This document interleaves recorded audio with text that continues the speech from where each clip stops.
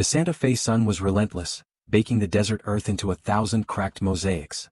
For 3 years, that sun had been the only witness to my vacant lot on Camino de Paz. For 3 years I, Jake Hammond, had been thousands of miles away, knee-deep in the humid jungles of Vietnam, working as a civil engineer on a massive infrastructure project. The pay was life-changing, but the isolation was absolute. No email, spotty satellite phone service, and a mail situation that involved a P.O. box in Ho Chi Minh City that I checked twice a year. My one connection to my old life was the automatic draft for my property taxes and the monthly fee to the Mesa del Sol Homeowners Association. It was a chunk of change for a patch of dirt I wasn't even using, but my late father, a stickler for order, had bought the lot in the 90s. "You buy into the HOA, you buy into the peace of mind, son," he used to say. So I paid. Blindly. Faithfully. The last time I'd seen my land was 3 years ago. It was a beautiful empty canvas. 1.5 acres of high desert plateau with a view of the Sandia Mountains that could make you weep. I had grand plans to build a sustainable off-grid retirement home there when I turned 50. The HOA's architectural committee had even pre-approved my initial plans before I left. I had the approval letter tucked away in a safety deposit box in Albuquerque. I was their model owner. Or so I thought. When I finally landed at the Albuquerque Sunport, the dry air hit my lungs like a familiar friend. I'd missed this. I'd missed the green chili, the impossible blue skies, and the silence. I picked up my beat-up Ford F-150 from long-term parking and felt a surge of excitement. I wasn't going to my sterile apartment in town. I was going home. I was going to see my land. I turned off the interstate onto the winding road that led up to Mesa del Sol. I passed the familiar Adobe-style entrance sign, the manicured common areas, the pristine stucco homes.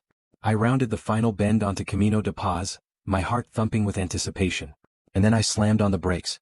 My vacant lot wasn't vacant. Where my vision of cacti and sweeping views once stood, there was now a monstrous 3-story structure.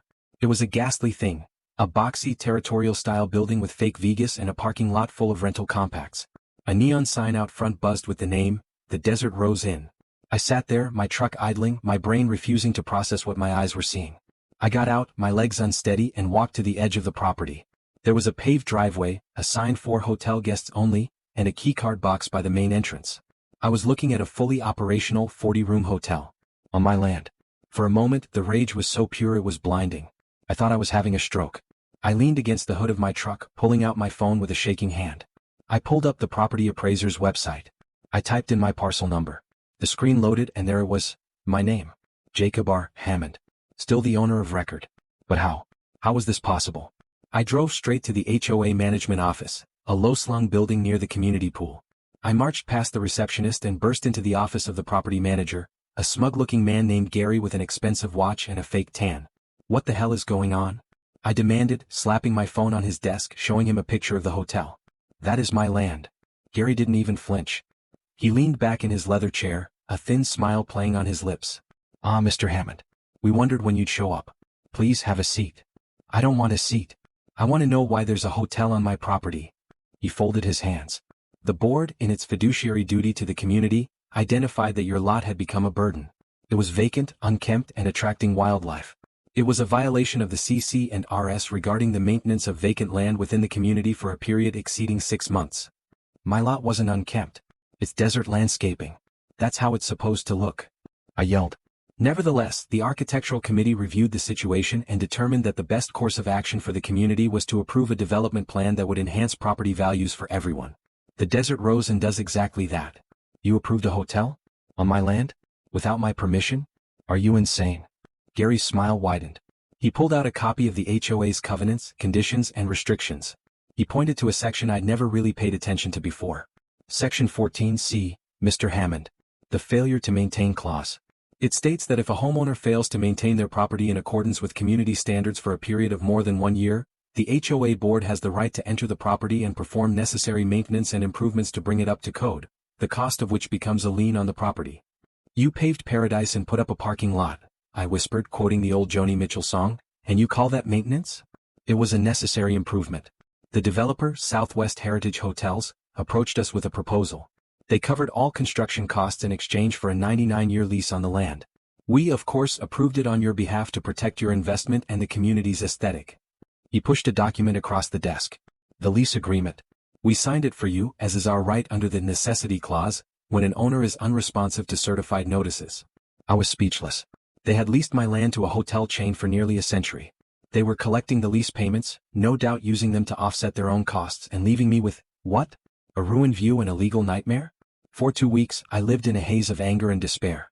I consulted 3 lawyers. The first one laughed, thinking it was a joke. The second one said the HOA's power was probably excessive, but fighting them would cost hundreds of thousands of dollars and take years.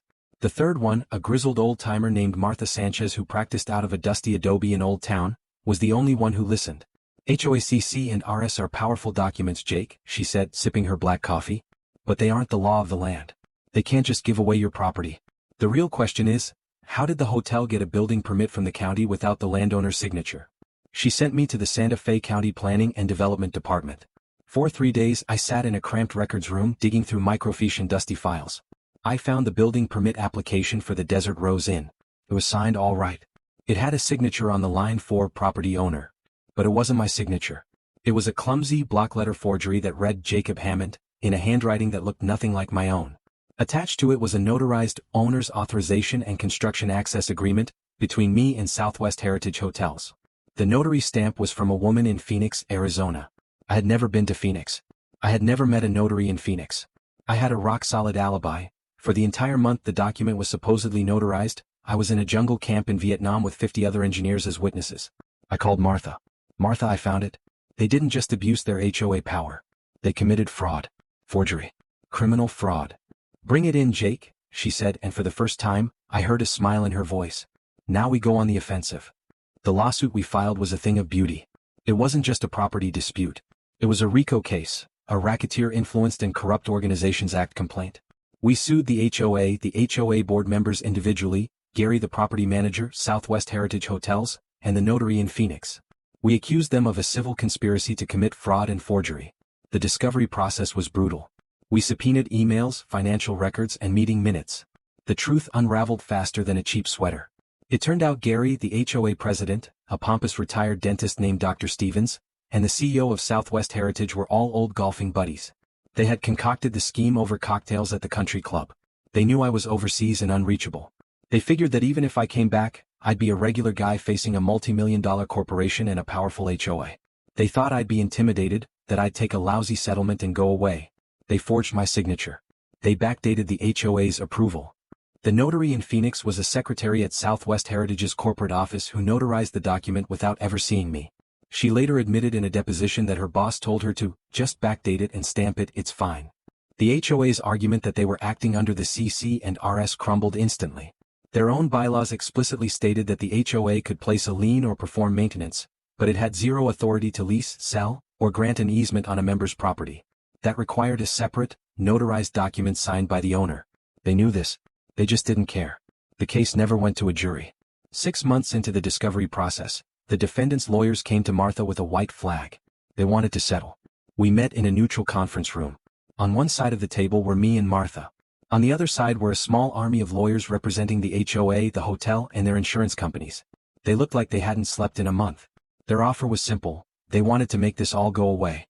They knew they couldn't win. The forgery was too blatant. The conspiracy was too well documented. The terms were staggering. Full, unencumbered title. They would immediately and unconditionally transfer the title of the hotel building and all improvements to me. I would own the structure. The land, my ownership of the underlying land was reconfirmed. The fraudulent lease was voided.